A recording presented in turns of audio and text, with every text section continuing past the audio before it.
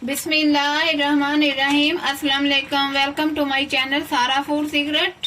आज हम बनाने जा रहे हैं सरसों का साग। इसके लिए मैंने लिए 3 किलो साग, 1 किलो पालक और आधा किलो बाथू। जिन सारी चीजों को मैंने काट के कुकर में डाल दिए।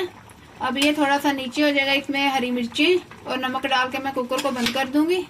यहाँ साग हमारा पक रहा है, इसमें करीबन आधा पाव से ज्यादा मैं हरी मिर्ची शामिल कर देती हूँ। इसमें हम साबुत ही शामिल कर देंगे ताकि ये कुकर में अच्छे से गल जाए।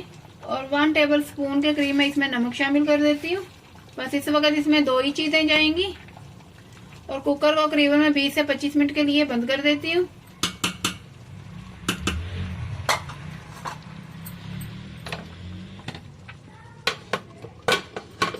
साग हमारा गल चुका है, इसे बीटर की मदद से हम थोड़ा सा ग्राइंड कर लेंगे।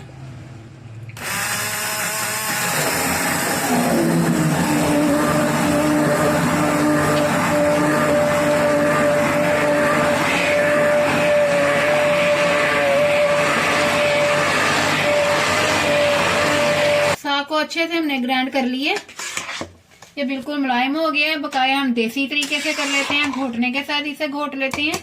इसमें मैंने थोड़ा सा आटा शामिल किया है, करीबन 2 टेबल स्पून। इसे मैं घोटने की मदद से अच्छे से मिक्स कर लूंगी। आटा डालने से साग जो है ना बहुत अच्छा नरम मुलायम सा बनता है, लेस सी पैदा हो जाती है। इसमें ऐसा बिल्कुल नहीं होता कि पानी अलग और साग अलग हो। साग को हमने अच्छे से घोट लिया, ये बिल्कुल ही मुलायम बन गया।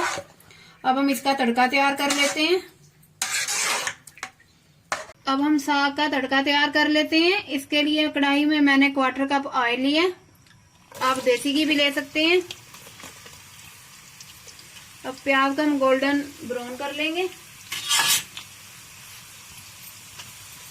प्याज को हमने लाइट गोल्डन कर लिया है।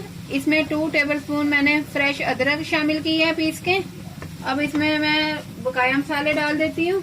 1 टीस्पून कूटा धनिया डाल देती हूँ। मसाले में सिर्फ मैंने कूटा धनिया डाला है। नमक और मिर्च मैंने जो है वो साग पकते हुए डाल दी थी। इसमें मैं सुर्ख मिर्च का इस्तेमाल नहीं कर रही, सिर्फ मैंने सब्ज मिर्च इस्तेमाल की है। अब इसमें मैं साग शामिल कर देती हूँ।